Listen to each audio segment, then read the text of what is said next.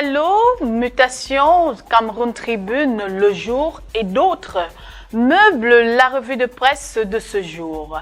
Ghislain Cougan se fera le plaisir de nous balader dans les sentiers chauds de l'actualité de ce jour. Merci Emeline Doudou Amadou. Madame, Monsieur, démarrons donc par le tri-hebdomadaire Dicalo qui titre à la une présidentielle 2025. Le gouvernement déplore la position de certains évêques. Le communiqué du ministre de la Communication René Emmanuel Sadi. En conclave à Boya, les hommes de Dieu demandent de ne pas perdre espoir.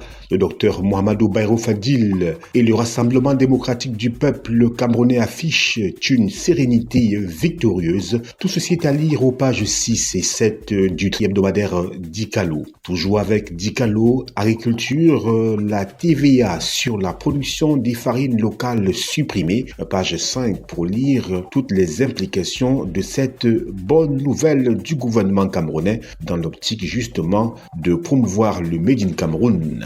Modernisation, l'état civil, près de 15 000 actes de naissance seront financés par le Miniprof. Page 9 du tri-hebdomadaire Dicalo pour plus de précision. Infrastructure toujours avec Dicalo. La Confédération africaine de football autorise la réouverture du stade d'Olembe à Yaoundé. Page 11 pour plus de précision sur cette bonne nouvelle. Cameroun Tribune, en pleine montée de l'effervescence électorale, le gouvernement recadre certains évêques, nous dit le journal. Le ministre de la Communication porte-parole monte au créneau suite aux propos étonnamment véhéments de certains hommes d'église.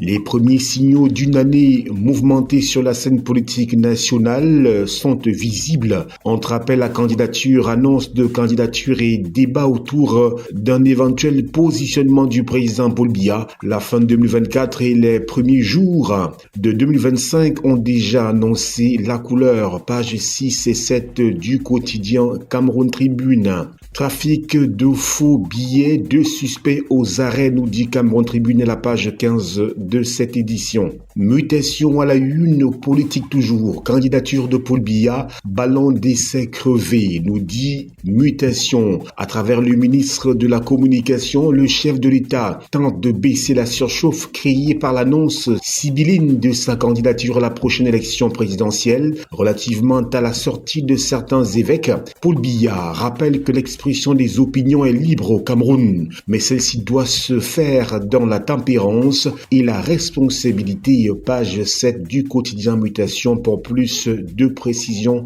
sur cette sortie du ministre de la Communication.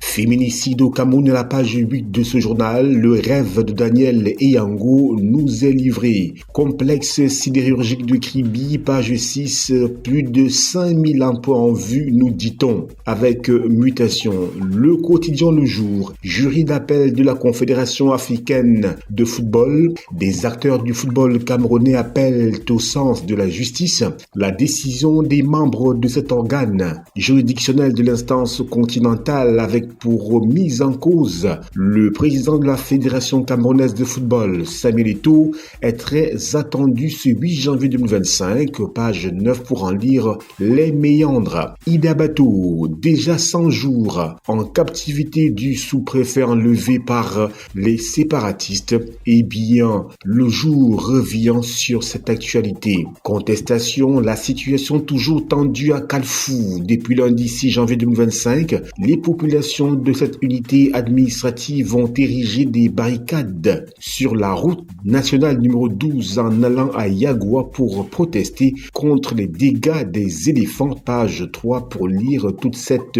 désolation. Le quotidien L'économie à la une, direction la cité balnéaire du Cameroun Kribi, avec les petits pas de l'industrialisation, la diversité des entreprises présentes et de celles qui s'installent dans la zone industrielle portuaire témoignent de la dynamique de développement en cours. Page 3 du quotidien L'économie. Organisation mondiale de la propriété intellectuelle, les avantages de l'adhésion du Cameroun nous sont livrés à la page 4 de ce journal. BVMAC, le volume des transactions enregistrées atteint 17,491 milliards de francs CFA en 2024, page 3. Commerce extérieur, après 2 reculs successifs, les exportations de bananes repartent à la hausse, page 6, pour lire cette performance encourageante. L'info à chaud à la une, selon le porte-parole du gouvernement camerounais, les prises d'opposition tranchées de quelques autorités religieuses relèvent manifestement de pures supputations, pages 3 et 4 pour s'en apercevoir. L'info à chaud nous livre également la réaction de Jean-Robert Ouafo, secrétaire national à la communication du Fonds pour le changement du Cameroun, à la suite du communiqué de presse du ministre de la Communication. Les évêques en tant qu'hommes de Dieu sont mieux placés que M. Atanganji pour ressentir la douleur du peuple dont la souffrance va grandissante en cette 42e année de magistère de M. Biya, page 5. C'était dans la déclaration de M. Jean-Robert Ouafo, secrétaire à la communication du Front pour le changement du Cameroun, FCC. Tout ceci est à lire dans les colonnes du journal L'Info à chaud. La voix du consommateur. À la une, on parle de toute autre chose. Consommation, bien évidemment. Whisky en sachet, la vente dans la rue interdite. Depuis le 2 janvier 2025, le préfet du Mayo-Danaï a signé un arrêté portant interdiction de la vente libre des alcools en sachet, de vin et autres boissons alcoolisées dans son unité de commandement afin de stopper les ravages sanitaires des dits produits au sein des populations au faible pouvoir d'achat. La voix du consommateur nous en dit davantage. Toujours avec la voix du consommateur, Université d'État, les enseignants entrent en grève le 15 janvier prochain, nous dit ce journal à la page 3 de ce numéro. Le journal Le Drapeau est également sur notre table ce matin et titre la une présidentielle 2025, le gouvernement recadre les évêques. Les récentes déclarations de certains évêques de l'Église catholique au sujet de l'élection présidentielle de 2025 ont agité le climat politique camerounais. En réponse, le gouvernement, à travers son porte-parole, le ministre de la Communication, a réaffirmé sa position, soulignant le respect de la liberté d'expression tout en rappelant que la décision de candidature revient au président Paul Biya, page 3 pour en savoir davantage. Travaux publics, route Balmayo-San-Médima, Cap Sur, juin 2025, malgré les défis, page 2 pour plus de précision. Ouest Echo à la une, retour sur le testament de Ibrahim Bobo-Njoya. Je cite, les Camerounais souhaitent l'alternance, disait le grand monarque de son vivant. Nous rappelle donc Ouest Echo. Toujours avec Ouest Echo, vote du budget à la commune de Fumban. Honorable Tomaino dénonce le non-reversement des centimes additionnels. Toujours avec Ouest Echo, l'éditorial 2025, l'année de toutes les peurs, nous dit ce journal. Innovation à la une, barreau du Cameroun, une nouvelle élection programmée le 12 avril. La conférence des anciens bâtonniers de l'ordre des avocats au barreau du Cameroun s'est déroulée le 3 janvier à Yaoundé, présidée par son président maître Patrice Monté. Elle annonce qu'une nouvelle assemblée générale élective est convoquée le 12 avril.